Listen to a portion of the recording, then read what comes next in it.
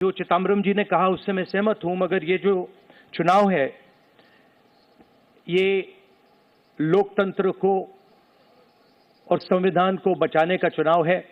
एक तरफ एनडीए नरेंद्र मोदी जी जो कॉन्स्टिट्यूशन पर आक्रमण कर रहे हैं, लोकतंत्र पर आक्रमण कर रहे हैं, इंस्टीट्यूशंस को कैप्चर कर रहे हैं, और दूसरी तरफ इंडिया अलायंस जो कॉन्स्टिट्यूशन की रक्षा करता है, लोकतंत्र की रक्षा करता है। तो ये चुनाव इन दोनों फोर्सेस के बीच में है। चुनाव है ये लोकतंत्र को और संविधान को बचाने का चुनाव है। एक तरफ एनडीए नरेंद्र मोदी जी जो कॉन्स्टिट्यूशन पर आक्रमण कर रहे हैं,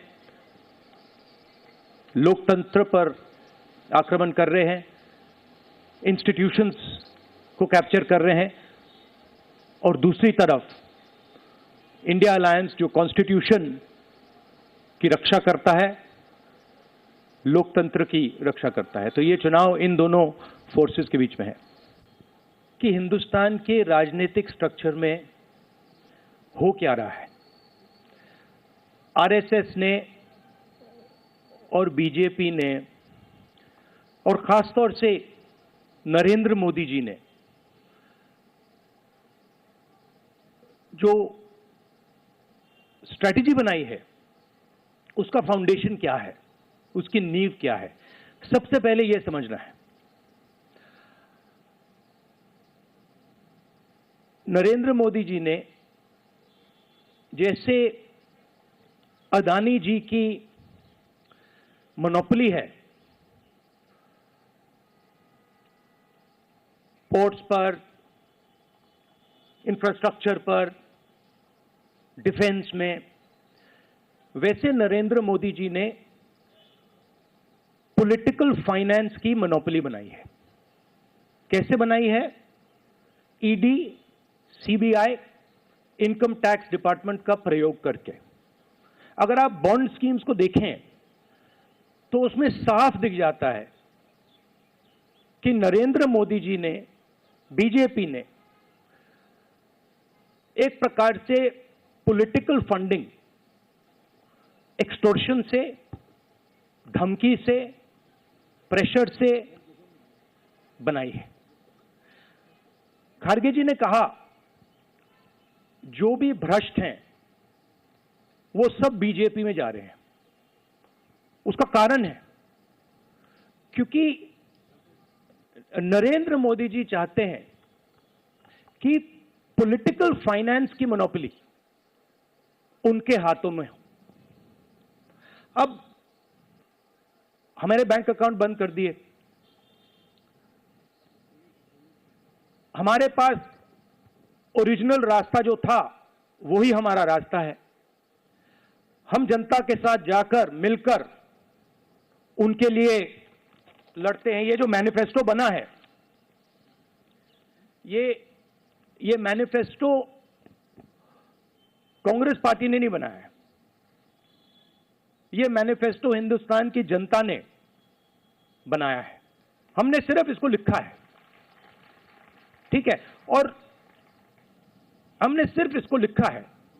जो किसानों ने हमें बताया, खारगे जी को बताया, मुझे बताया, बाकी नेताओं को बताया, वो हमने लिखा है। चाहे वो रोजगार की बात हो, चाहे वो कॉन्ट्रैक्ट लेबर की बात हो, हजारों लोगों से बात करके हमने ये हिंदुस्तान की आवाज है, ये लिखी है।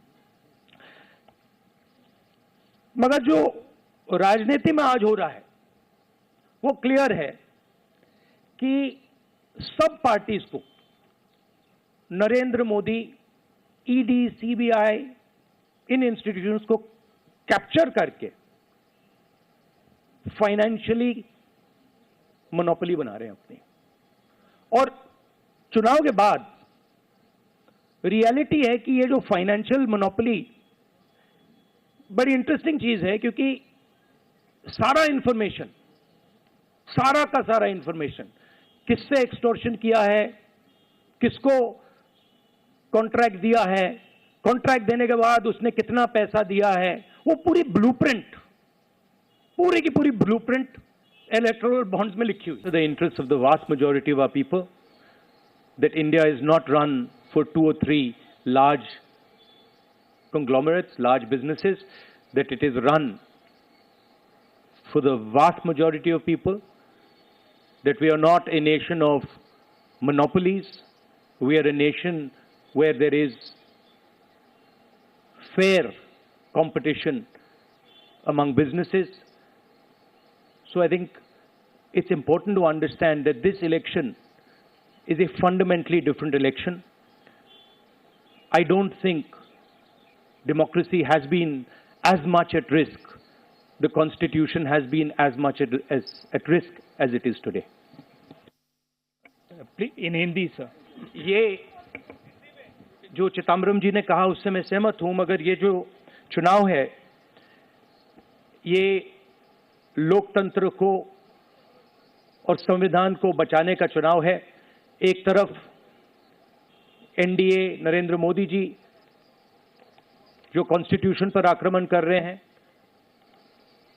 लोकतंत्र पर आक्रमण कर रहे हैं, इंस्टीट्यूशंस को कैप्चर कर रहे हैं, और दूसरी तरफ इंडिया अलायंस जो कॉन्स्टिट्यूशन की रक्षा करता है, लोकतंत्र की रक्षा करता है। तो ये चुनाव इन दोनों फोर्सेस के बीच में है।